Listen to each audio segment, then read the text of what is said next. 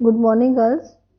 Chapter number 3 में हमारा next topic है वृत्त रेख, जिसे व्हील ग्राफ भी कहा जाता है या व्हील डायग्राम भी कहा जाता है।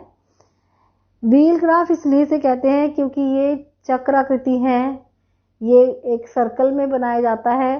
तो सर्कल में जितने कोण होते हैं यानी 360 होते हैं कोण, उसके हिसाब से इसको बनाया जाता है। जैसे आपके पास ये आंकड़े दिए हुए हैं, कोई देश दिए हुए हैं, उनके साथ में आयात और निर्यात के परसेंटेज के बारे में बताया गया है कि अफ्रीका जो है का आयात निर्यात मतलब अंतर्राष्ट्रीय व्यापार कैसा है। ऑस्ट्रेलिया का कितना परसेंट है, 3.7% है। इसी तरह से और जो कंट्रीज हैं उनका 10.1% है। ओपेक देश, ओपेक कंट्रीज 15.0, उत्तरी अमेरिका, यूरोपियन यूनियन, एशियाई देश और उसके बाद अगर आपके पास कोई भी आंकड़े दिए होते हैं, सबसे पहले आपने क्या करना है, उन आंकड़ों को बढ़ते क्रम में पहले अरेंज करना है। ये वाले आंकड़े बढ़ते क्रम में पहले अरेंज कर दिए गए हैं, उसके बाद मैंने आपको ये दिखाए हैं। नहीं तो ये आगे पीछे थे, जैसे 15 था, फिर 19 था, 3 था, इस तरह से थे। सबसे पहले हमने इसको बढ़ते क्रम में अरेंज किया है और उसके बाद फिर हमने ये वाला सूत्र है जिसके साथ हम कोण निकालते हैं कि किसी भी जो वृत्त है, कोई भी चक्र है, उसके अंदर जब हम कोण लगाएंगे इन आंकड़ों का, तो उसका सूत्र क्या है, उसका फॉर्मूला क्या है, दिए हुए राज्य या देश का मान।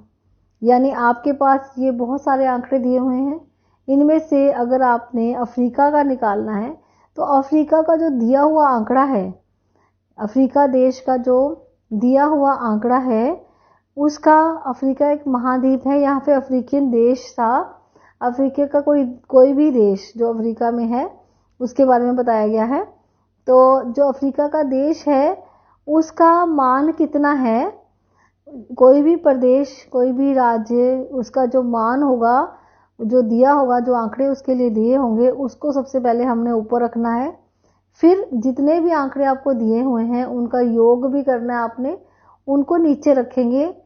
दिए हुए आंकड़ों, दिए हुए राज्य या देश का मान अपॉन सभी राज्यों का कुल मान, मल्टीप्लाई किससे करेंगे, 360 से, क्योंकि हमने एक वृत्त के अंदर, एक सर्कल के अंदर इसको लगाना है, तो उसी के हिसाब से हमने इसके एंगल को निकालना है। तो 360 से इसे मल्टीप्लाई करना पड़ेगा।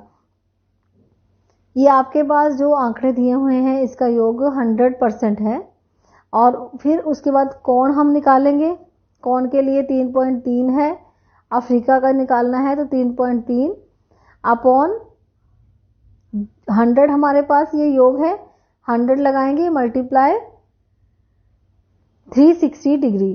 तो 100 के साथ मैंने जो जीरो लगाई है वो 3.3 से ये पॉइंट हटाकर 33 बन गया, 33 बनाया है, ऊपर पॉइंट को हटाया है, तो उसके लिए हमने नीचे एक जीरो लगानी है।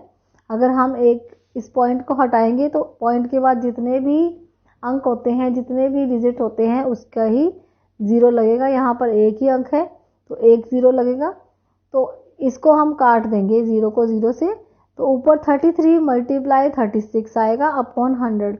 तो इसको मल्टीप्लाई करके हमारे पास 1188 आया। तो जब ये 2 जीरो नीचे दी हुई हैं तो उसके लिए हमें पॉइंट लगाना है 2 के बाद। जितने जीरो अपॉन में होती हैं उतने ही हमें डॉट, उतने के बाद ही हमें डॉट लगाना होता है, ये तो आप जानते ही होंगे। अगर हमने डॉट हटाना है तब उतनी ही जीरो लगानी है। इसी तरह से इसका 11.88 जो आया है इसको हम होल नंबर में करेंगे, क्योंकि पॉइंट के बाद हमारे पास 5 हो या 5 से ज़्यादा हो तो हम आगे वाले में एक बढ़ाते हैं, इसलिए यहाँ पर हमारा आंसर कितना आएगा, 12 डिग्री। इसी तरह से हमने ऑस्ट्रेलिया का भी निकालना है सेम फॉर्मूले से, तो इसका 13.32 आंसर आया है। तो 13 पॉइंट के बाद हमारे पास 5 से कम है तो हम इसे छोड़ देंगे, तो आंसर हमारे पास 13 डिग्री आएगा। इसी तरह से आप सभी का निकालेंगे, जितने भी आपके पास यहाँ ये दिए हुए हैं डिजिट्स, इनकी परसेंटेज के अनुसार हम इनका कोण निकालेंगे। कोण तो देखिए नेक्स्ट भी हमारे पास आया है 36। तो पहले हमारे पास ये कोण आएगा, उसके बाद हमने एक और कॉलम तैयार करना है जिसमें जैसे हमने क्यूमुलेटिव फ्रीक्वेंसी तैयार की थी उसमें पहले वाले के साथ जोड़ते जा रहे थे अगले वाले को, बिल्कुल इसी तरह से हमने सबसे पहले ऐसे ही लिख लेना है 12 का 12 डिग्री, और उसके बाद 12 + 13 को प्लस करके 25 आएगा, फिर 25 में नेक्स्ट वाले को प्लस करेंगे 36 आएगा। इस तरह से हमारे पास और भी जितने आएंगे वो सारे हमने इस तरह प्लस करने हैं। लास्ट वाला जो हमारा आंसर आएगा वो आएगा 360 डिग्री। तो लास्ट में हमारे पास जो एशियाई देश लिखे हुए हैं वहां पर आंसर आएगा 360 डिग्री। तो इस तरह आपने अपना प्रोटेक्टर होता है एक सर्कल पूरा, जो जैसे डी होती है ना वो हाफ होता है, और अगर डी को हम डबल कर देंगे तो पूरा एक सर्कल बन जाएगा, तो उसे प्रोटेक्टर कहते हैं। प्रोटेक्टर लेकर आना है आपने, अगर आपके पास है तो ठीक है। तो उसको आपने 0 पे सेट कर देना है। 0 पे सेट करके सबसे पहला एंगल हमने बनाना है 12, नेक्स्ट हमारा 25 है, फिर 61 है। इस तरह से जितने आंसर हमारे निकलेंगे हमने इसको उठाना नहीं है, एक बार ही रख के सारे एंगल्स को मार्क कर देना है। तो जैसे 61 जहाँ लिखा होगा वहीं पर आपने इसको मार्क करना है, 25 जहाँ उसमें लिखा होगा वो सारे एंगल वहाँ दिए होते हैं तो आपको दिख जाएंगे। 20 के बाद जो एक और पॉइंट आएगा 25 का होता है, 30 और 20 के बीच में 25, तो वहाँ आप इस तरह से निशान लगाएंगे सारे एंगल्स का, तो ये आपके पास इस तरह से बन जाएगा। सारे एंगल मार्क कर देंगे, लास्ट वाला हमारा 0 पर ही आकर रुकेगा, तो जो लास्ट वाला होगा 360 वो 360 भी वहीं पर आकर रुकेगा जहाँ 0 है। तो इस तरह से ये आपका ये वाला पूरा डायग्राम तैयार हो जाता है, जिसे हम व्हील ग्राफ या व्हील डायग्राम कहते हैं।